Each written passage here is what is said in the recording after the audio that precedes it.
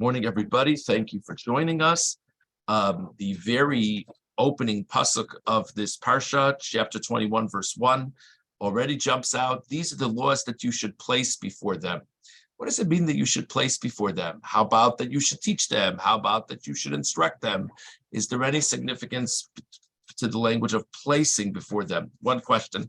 Another question is, this has been a very dramatic shift. The beginning of the book of Shmos was this fascinating story of the Exodus, and then we went from there to the giving of the Torah, and now we went very technical, all kinds of interpersonal laws, monetary laws, status laws, all kinds of things. So obviously the Torah is a lot about laws, but is there any significance to this parsha creating such a dramatic shift to the previous parsha? And by the way, just to think about it, next week's parsha, there's going to be a number of parshas now that are all about the building of the Mishkan, and that's very beautiful. You know, there's going to be a lot of laws in the rest of the Chumash. Why did all these laws happen to be just here? Okay, so Ramban on pasuk Aleph, V'ela Mishpatim asher tosim lifneihem, ki ratza lahaktim lehem hamishpatim. God very much wanted to kind of come quickly out of the box with these interpersonal laws. Ki kasher haya ba'aseres hadibros hadibur harishon b'yedias Hashem. The first of the 10 commandments had to do with recognizing God. V'asheni be'isra avodah zarah. The second of the 10 commandments is the prohibition of idol worship. Chazar v'tziva es Moshe kos omar b'nei Yisrael atem ri'isem ki min hashamayim dibarti imochem. So after being that the first 2 of the 10 commandments were very much about relationship with God and not having other gods, so God says, you've seen that I've spoken with you from the heavens. Shetashirim ata'od she'itnu libam l'masherov yizor b'mitzvos ha'elu shetzivisim ki atem ri'isem k'neged dibur anochi v'lo sasuniti k'neged lo yeh lecha.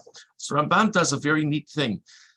He says that the following verse, after chapter 20, verse 22, which comes after the 10 commandments, is intended to parallel each of the first 2 commandments. So he says, you've seen that I've spoken with you. You've seen that I've spoken with you is supposed to parallel the first commandment, that I am Hashem your God. It says after the 10 commandments, don't make other gods. That parallels the second commandment. Ve'ela Mishpatim keneged lo sachmod. So this set of rules here, of interpersonal rules, many of them touching on monetary matters, is considered to be a parallel to the prohibition, the 10th prohibition of the 10th commandment, the 10 commandments, which is not to covet other people's items. Kim lo yeda ha'adam mishpar habayis ha'asodeh ushar ha'mamon yachshov shehu shalo v'yachmadeu v'yikocheu la'atzmo. I'll make a very simple parallel. Lahavdil alfei avdalos. I'm sure many of you who deal with young children on a regular basis can relate to this. We sometimes at the Rosenbaum table have fascinating disputes about someone taking someone else's thing and not taking someone else's thing. And it's always good to ask a basic follow-up question, which is, well, what makes you say it's yours? And sometimes the answer is, well, because Bubby and Zadie gave it to me as a present. But sometimes there are very creative answers that have no legal bearing. And so there's this whole terrible dispute based on, I looked at it first, which means that it's mine, or I like it, which means that it's mine. And so there's someone who feels terribly wronged when there's no basis for them to feel wrong. So lahavdil alfei avdalos. So God says, don't covet other people's things. There can be plenty of times where I think something is mine and it's really yours. And I'm actually angry at you for using it. But the only reason I'm incorrect is I don't know the halacha. So it's essential, if there's a directive to not covet other people's things, it's essential that God give us clarity as to all these different laws and rules so that I know what's mine and what's yours. Lefichach omer tasim lifneihem. Therefore, says the Ramban, this introductory pasuk to all these laws is these are the laws you should place before them. Mishpatim yesharim yanhiku osam beinehem lay down these principles that they should be relevant in your interactions. There's it's not only, keep this rule when it happens. Yes, that of course is true. But if we place down these laws and Jewish people understand them and recognize them, then we have a bit of an understanding as to what is mine and what's not mine. Medrash says that all of the Torah is dependent on these interpersonal laws. Okay. Now, there's a very famous halacha, which is learned out from this pasuk. It's worth reflecting on for a few moments here. There are definitely practical exceptions to this, but it is a halacha that many people are not aware of. V'darshu lifneihem v'lo lifnei knanim. The Medrash says, so now we were speaking about the language of placing. But now what's the next word? Before them. The Medrash says, place before them, the Jewish people, and not before non-Jews. Meaning, why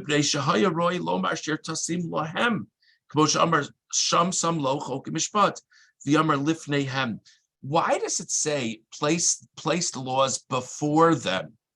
It should say place the laws to them. You know why it says before them? Shehem yiyua dayanim. When you bring a case before a court, before a tribunal, that's the language, you bring it before them. So the Medrash is saying it's not only about teaching the Jewish people these laws, but it's about understanding that when we have a dispute should be brought to a Jewish court, to a Beis Din. And that's learned from Lifneim, before them.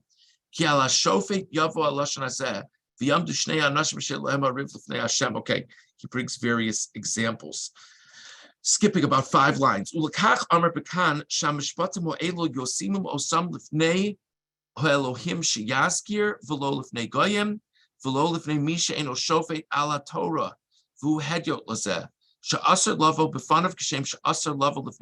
a very interesting comment, and it's a very interesting idea.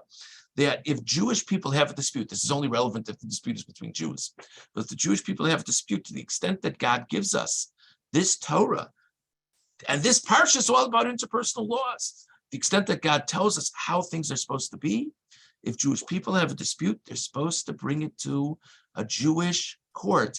And when we say Jewish court, we mean judges that will judge based on the laws of the Torah.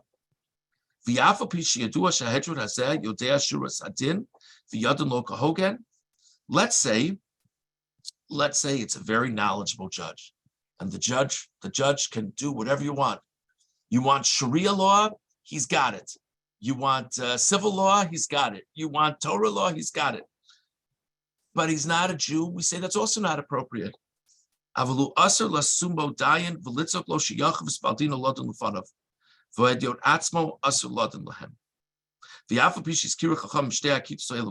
Okay, so gets into a separate point. But so this is an interesting thing. So first of all, the Ramban taught us that the language of Tasim Lefnehem is you need to place it before them, because the Jewish people need to understand these laws to know what's theirs and what's not theirs. But we also have this idea of a directive that when we have disputes, they should be brought before a Jewish court that will judge based on the Torah. Let's go to the Sforno. Second Sforno on Pasuk Aleph, Asher Tasim Lefnehem, She'ein Bohem Aseh V'lo Saseh, Kamo Ba'asharos HaParsha Shalom Allah. Sforno has a very different understanding as to why it says place them before the Jewish people, because most of what's in the Torah are very clear commandments. You have to do this. You're not allowed to do that. This parsha is all about situational laws that a person might never experience, that probably will never experience that. So therefore, the Sforno says that's why there's not a language of instruction here, because instruction implies you must do this. Sforno says, place it before them. If it ever happens, this is what you need to do. That's how the Sforno presents it. Interesting shot. Let's go to the Orach Chaim. Second Orach Chaim, Pasuk Aleph. Asher Tasim Lifnehem. Tam Omro B'lashon Hazeh. Hagam Sherazal Darshu Drashos. You have to understand there's all these fascinating ideas, but what's the straightforward meaning of placing the laws before the Jewish people?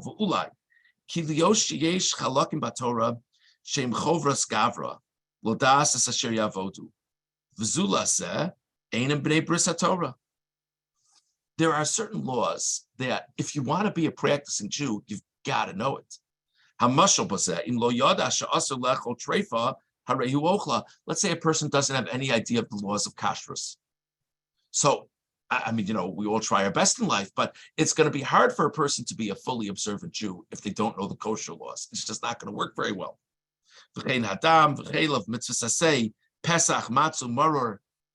Imagine a person wants to be a fully observant Jew and they have no idea that there's anything special to do on Pesach. They're missing a lot. It's not possible to be a fully observant Jew without knowing a lot of different things. But then there's another category of laws.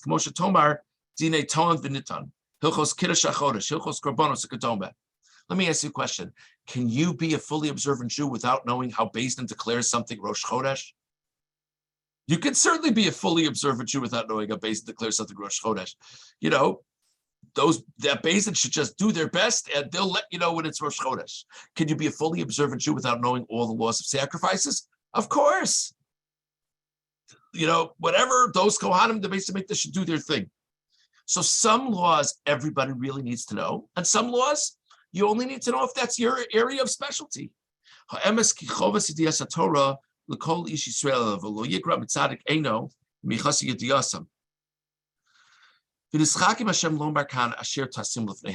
Specifically, God says here, place the laws before them. Lomar, kidinim elu yischayvu b'shmiyasam kol ish Yisrael. God specifically says here, place these laws before them. Everybody needs to know this stuff. Shazulase enakona makir b'shas hakinyan lo das es asher yikneh. V'gam ein hanikneh yodea ki Hashem shecharoro acher sheishon l'poah tovea. There's a lot of comments made about this, even in our very observant societies. Many of us have very little knowledge of monetary halacha. And the truth is, it's actually not so good because things come up all the time. We don't have to know all the intricacies, but if we don't even know what's an issue, we really are missing out. So the Orach Chaim says that one might have very well thought, I don't need to know all the monetary intricacies. These are all, like the Sforno said, by the way, these are all scenarios that occasionally happen. If it happens, I'll ask somebody. Guess what? If you don't know these laws, you won't even know to ask anybody. You won't even know that there's what to find out. So the Orach Chaim says that's why it says place these laws before them, because one might have thought it's not important for people to know these laws, but it is important for people to know these laws. An interesting idea. Let's just skip ahead to the next paragraph of the Orach Chaim. It's a few lines. Od yizbel lahasbir hamitzvah shetakabel lakol ulezeh masher tasim lifnehem perish hagam ki davar zeh yesh bo chisaron haratzon. Just for the sake of time, the Orach Chaim says, the second pshat he says is to place before them. The reason it says to place before them, some of these laws are very tough because some of these laws involve a significant loss of money. A person could buy a Jewish slave. After 6 years, they've got to let them go free. That's all fine and well if we're learning Parsha, but what if you just bought a slave? That's my investment. So the Orach Chaim says that's what it means, place it before them. Moshe, you're going to really need to influence the Jewish people to really be diligent about keeping these laws. So the Ramban explained that Shirtasim Lifneim means that the Jewish people need to understand these laws in order to have a sense of what is theirs and what's not theirs. The Sforno said Shirtasim Lifneim, because it's not really a commandment, because it's only if the situation comes up. The Orach Chaim had two pshatim on what Shirtasim Lifneim means. One pshat was one might have thought it's not incumbent upon every Jew to know, but it is. And the other pshat is, even though some of these laws involve significant loss of money, you need to make it clear to the Jewish people how important these laws are for them to know and observe.